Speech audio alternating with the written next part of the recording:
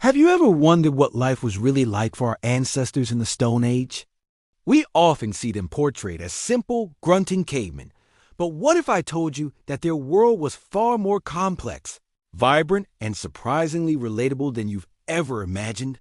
Today, we're going to travel back in time, not just to look at stone tools and cave paintings, but to listen to the whispers of the past, to hear the voices from the Stone Age. Let's start with a common misconception that our ancestors lived in constant, brutal survival mode.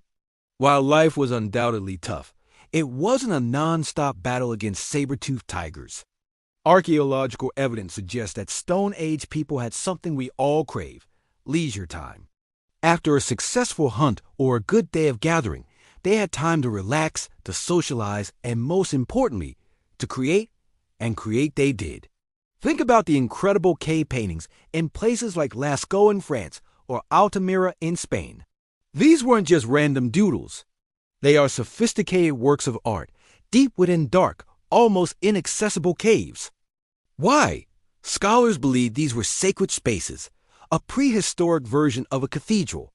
The act of painting these powerful animals, bison, horses, mammoths, was likely part of a ritual, perhaps to ensure a successful hunt, to honor the spirits of the animals, or to pass down tribal knowledge.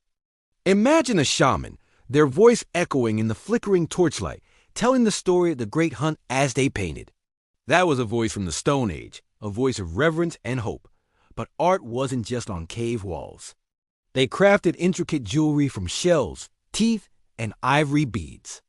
They sculpted small, mysterious figurines like the famous Venus of Willendorf. These objects weren't just for decoration.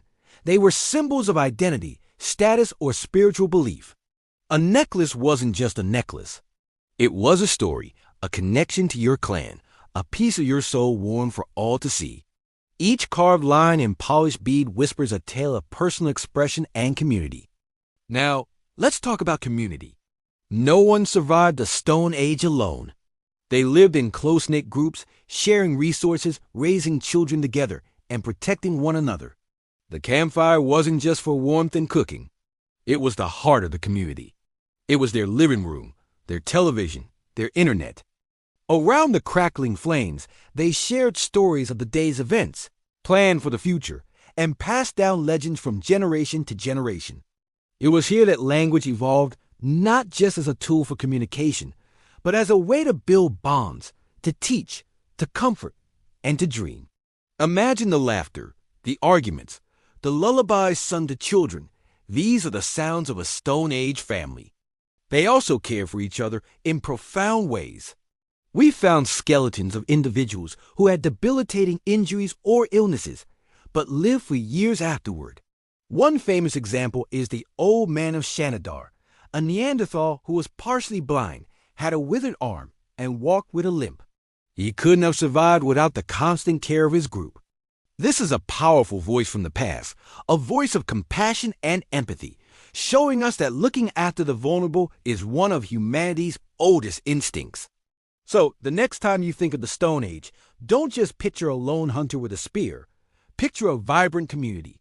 See the artist carefully mixing pigments for a sacred painting.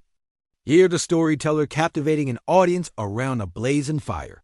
Imagine a mother soothing her child with a song, and a group working together to care for an elder. These are the true voices from the Stone Age. They tell us that while our technology has changed, the core of what makes us human creativity, community, compassion, and the need to tell our stories has been with us from the very beginning. Thanks for joining me on this journey back in time. If you enjoyed this, please like the video, subscribe to the channel, and hit that notification bell so you don't miss our next adventure into the past. See you next time.